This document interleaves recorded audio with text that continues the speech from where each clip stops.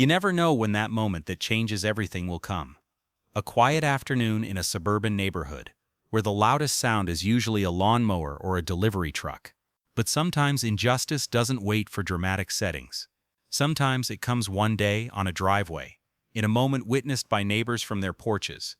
For Simone Carter, that moment came when she arrived at her father's house, found him lying on the floor, and saw Officer Dale Pruitt standing over him. And in the blink of an eye, she realized none of what she was seeing was true.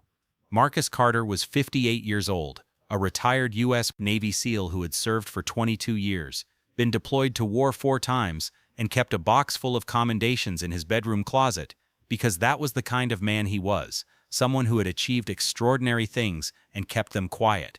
7 years ago, he had retired to this house in the town of Millbrook, Ohio, maintained his garden with military precision, knew all his neighbors' names, and spent his Tuesday afternoons coaching young athletes at the community center 3 blocks away. Officer Pruitt arrived as he was walking from his car to his front door. Simone was 30 years old, very dark-skinned, having inherited her father's calmness and her mother's sharp features. She had left her job as a pediatric nurse in Columbus, a 40-minute drive away, to pick up groceries and come home for dinner. When she turned onto Maple Street, she immediately saw the patrol car, its flashing lights, and her father lying on the ground with his hands behind his head. Simone was instantly shocked. She was trying to make sense of what was happening. She only recognized this moment because she had experienced it before. She parked her car to intervene in the situation and jumped out of the car in one swift motion. "That's my father," she said, walking towards them. "What happened?" she asked. Officer Pruitt turned around. He was in his mid-40s, heavily built, and possessed a special authority that came from never having been seriously questioned. His partner, a younger officer named Webb, stood slightly to the side and didn't seem very confident about the situation. "Ma'am, step back. This is an active crime scene," he warned. But Simone couldn't step back. Not with her father lying there like that. "That's my father lying on the ground," Simone said, her voice carrying the controlled sensitivity of someone who had worked in pediatric emergency care for 8 years and learned that staying calm when everything inside you is screaming is not an option. It's the only option. "He's 58 and has a heart condition. Can you tell me why he's lying on the ground?" Simone asked. She was very worried about her father's health. She was afraid he would collapse and something would happen to him. "We received a report of a suspicious person in the neighborhood," said the officer. Simone looked at her father's house, the house he had owned for 7 years, the house with the American flag hanging on the porch and the garden her father tended every weekend. "He lives here," she said. "This is his home," Simone replied. But she saw the suspicion in the officer's eyes. Marcus Carter on the ground said nothing. His face was turned to the side, his eyes staring ahead, his body completely still. 22 years of training had taught him that stillness was necessary for survival. His jaw was clenched. He was controlling his breathing. But Simone could see the pain on his face. It wasn't physical pain. The ground was hard, and the position was uncomfortable for a man his age. But something deeper and older, the particular pain of a man who had served his country for 20 years and now lay on a driveway in his own neighborhood, seen as a threat by someone half his success. "He's not just claiming it," Simone said. "His name is Marcus Carter, a retired U.S. Navy SEAL who served for 22 years. Mortgage documents, electricity bills, voter registration, and military records all list this address. His car is in that driveway. His flag is on that porch," she said, trying to prove he was a good citizen. Both Simone and the police knew this was true, but because of his skin color, they refused to see Marcus as justified. Pruitt's tone didn't change. "You need to back off, ma'am, or I'll—" The question hung in the quiet afternoon air. Simone got no clear answer. Several neighbors had come out onto their porches. Mrs. Rodriguez, 2 doors down, had her phone up, recording. The Hendersons across the street were watching from their front steps. A young man on a bicycle had stopped at the end of the driveway, also recording. Pretty much everyone nearby was recording. These recordings might be valuable evidence for Simone later on. Young police officer Webb looked at the growing number of witnesses, then looked at Pruitt, and his expression changed. He felt as if they were doing something wrong. "Dale," he said quietly. "Maybe he wanted to continue." "I'm handling it," said Pruitt. He had no intention of giving up. He silenced Dale. Simone crouched down next to her father and placed herself between him and Pruitt. "Dad, are you hurt?" she asked. Simone was very worried about her father. Marcus was no longer his old self. He had aged a lot. "I'm fine, baby," Marcus said, his voice calm. "I'm fine." "He says he's fine," said Pruitt. "Now if you two would just cooperate," he continued. "He is cooperating," said Simone, standing up and looking directly at Pruitt. "He is cooperating. He's cooperating by lying on the ground in his own driveway." "What exactly do you want from a 58-year-old retired veteran lying on the ground in front of his own house before you'll admit he's cooperated enough?" Elena asked. She was very upset by the situation. She couldn't bear to see her father lying there like that. Pruitt approached. "Watch your tone," he warned Elena. "I'm paying attention to everything," Simone said, "including the 7 phones recording this conversation right now." Pruitt looked around. The phones were visible from every angle. Mrs. Rodriguez had moved to the front door steps for a better angle. A woman Simone didn't recognize had pulled her car across the street and was recording from her window. Simone took out her phone and dialed a number she had memorized 11 years ago when her father sat her down and gave her a contact list to prepare for emergencies.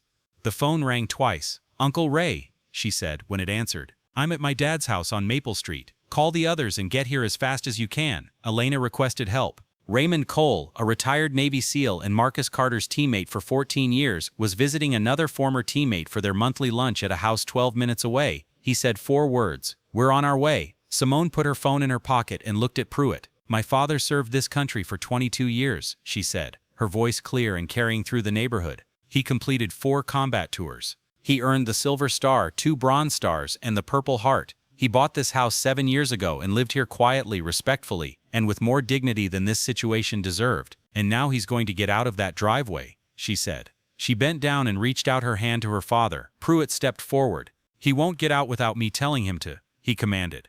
In truth, Pruitt knew he was making a mistake, but he didn't want to back down. He had let his ego get so high that he couldn't give up. That's why he was doing everything he could. He was using all his authority. "On what legal basis?" Simone asked. "What is the charge? What specific, clearly stated legal basis is there for holding a man on his own driveway?" she asked. Webb put his hand on Pruitt's arm. "Dale, seriously," he said, trying to warn his teammate. Pruitt paused.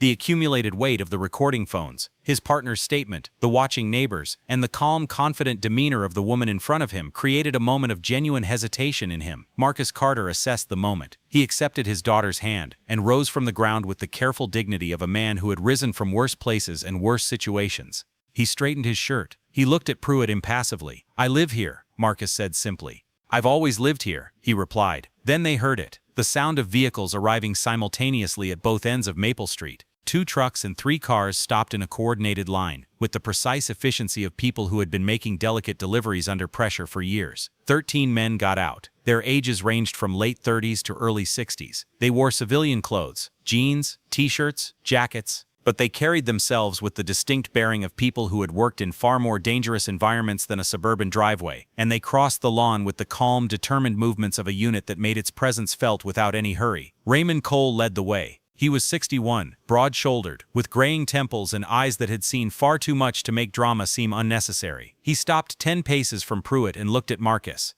"You okay, brother?" he asked. "I'm fine," Marcus said. Ray looked at Pruitt with the expression of someone who had assessed far more serious threats. "Officer," he said politely, "I am Raymond Cole, retired member of SEAL Team 3. The gentleman behind me served with Marcus Carter on 4 combat missions. We received a call that he needed someone to accompany him," he said, pausing for a moment. "Is there anything we need to clarify about who this man is and where he lives?" Pruitt looked at the 13 men lined up on the grass behind Raymond Cole and said nothing for a long time. The calculation on his face was clear. Phones recording from every angle, his partner's statement, watching neighbors, and now 13 retired special operations veterans lined up with the peculiar calm of people who never felt the need to raise their voices. No matter how you looked at it, he was alone among them. Webb had already stepped back. His body camera was rolling. His expression clearly showed he was assessing the situation and no longer concerned with the current course of events. "I was answering a call," Pruitt finally said. "We understand," Ray said. "Who called?" he asked.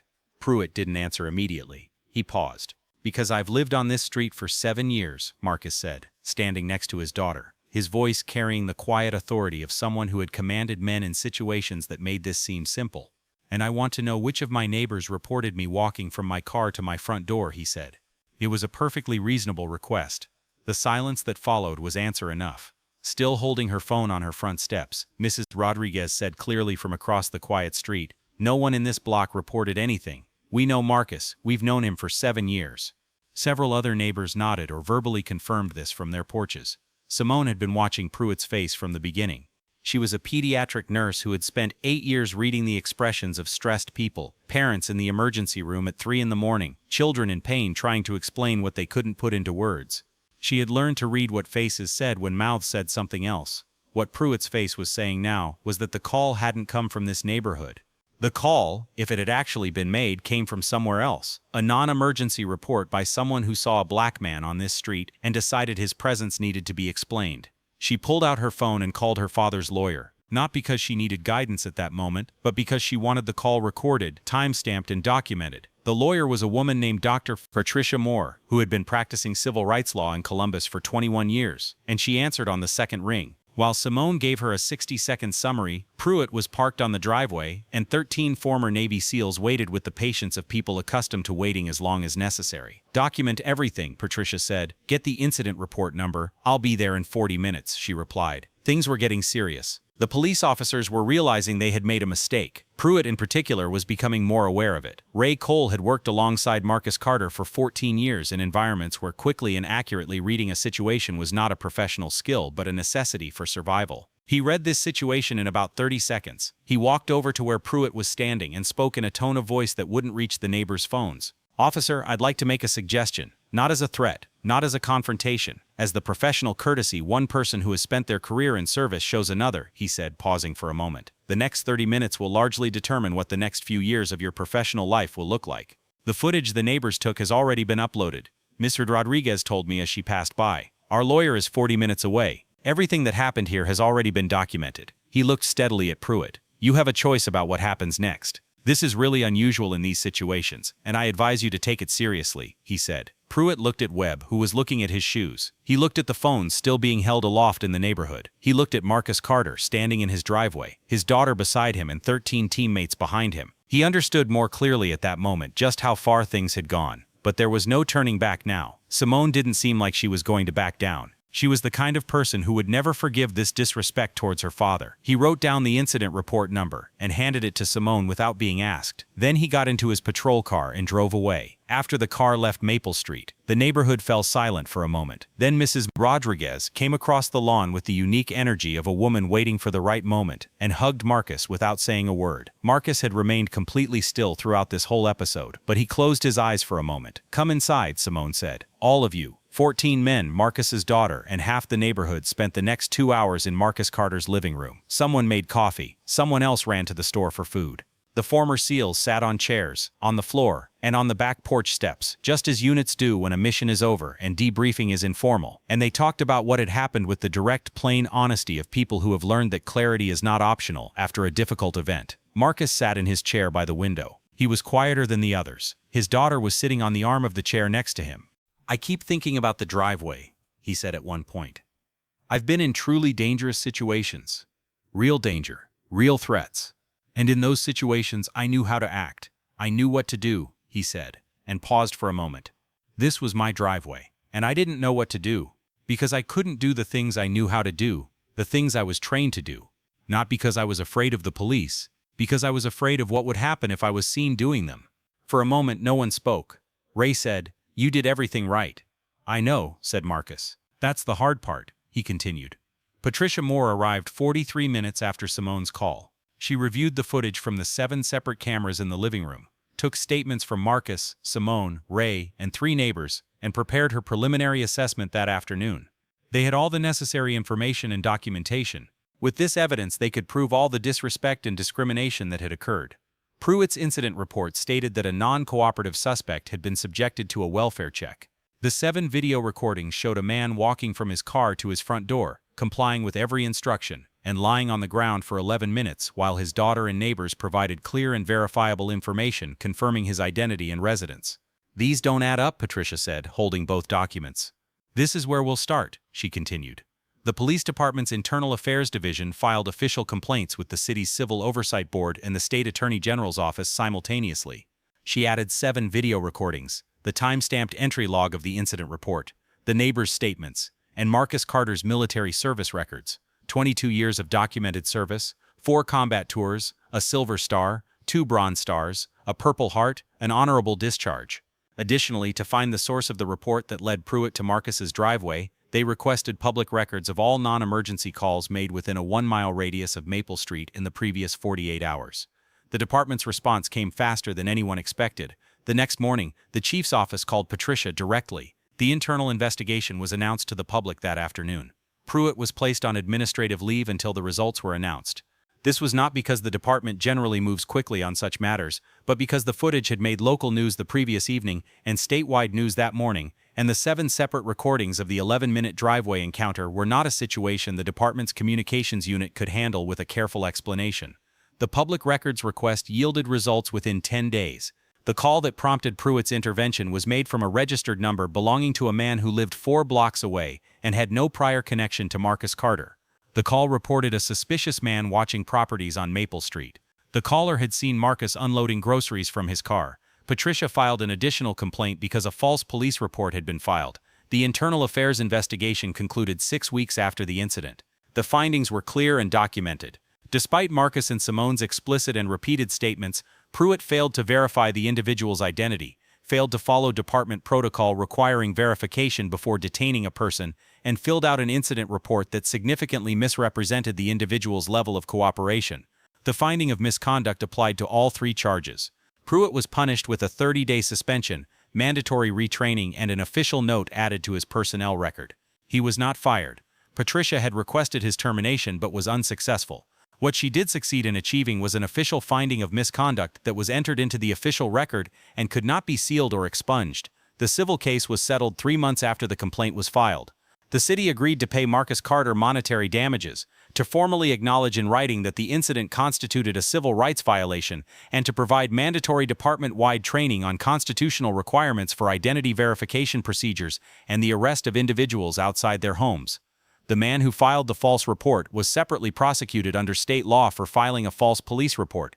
He received a fine and 18 months of probation. Marcus Carter interviewed Dana Okafor, a local journalist who has been covering civil rights cases in Columbus for 11 years and who was recommended by Patricia. The interview was 800 words long. Marcus talked about his service, the neighborhood he chose, and his neighbors who stood on their porches and recorded what they saw, telling the truth. He talked about his daughter who came up to him and asked a question he should have asked the police. He talked about his teammates, who came right over and stood in his yard with the same calm demeanor they had in every situation he lived through. He was asked if he was angry. He thought before answering. Yes, and I think I should be angry. I think anger is the right response to something wrong. But I've spent 22 years learning what to do with that kind of energy. You channel it into something useful. Patricia did that. My daughter did that. The neighbors who recorded and testified did that. He paused for a moment. I'm proud of how everyone around me handled this situation. I keep coming back to that. Simone took a week off from the hospital after the incident, not because she had to, but because she needed to. She spent part of that week helping Patricia review documents, part of it on the back porch with her father, and part of it writing a formal statement for the Civil Oversight Board. She hadn't been asked to write this statement, but she felt it should be in the public record. In the statement, she described what she saw when she returned to Maple Street. How did it feel to see his father on the ground? In the seconds it took to park his car and reach the driveway, he calculated what was safe, what was unsafe, how to be effective in a situation where normal engagement rules were suspended. He wrote using the precise observational language he used in medical records, because he had decided that the strongest thing he could contribute to the record was not emotion, but clarity. The Oversight Committee included this in its official report. 3 months after the incident, on a Saturday morning, Marcus Carter stepped out of his front door at 7:30 a.m., the time he went out every Saturday morning to tend to his garden. The flag on his porch fluttered in the light breeze. Mrs. Rodriguez waved from the driveway. The Henderson family across the street waved from their porch. Marcus raised his hand in response as he had done every Saturday for 7 years. Then he walked into his garden and began working as usual, quietly, honorably, and without having to explain himself to anyone, in his neighborhood, on the street where he lived, in the country he had served for 22 years.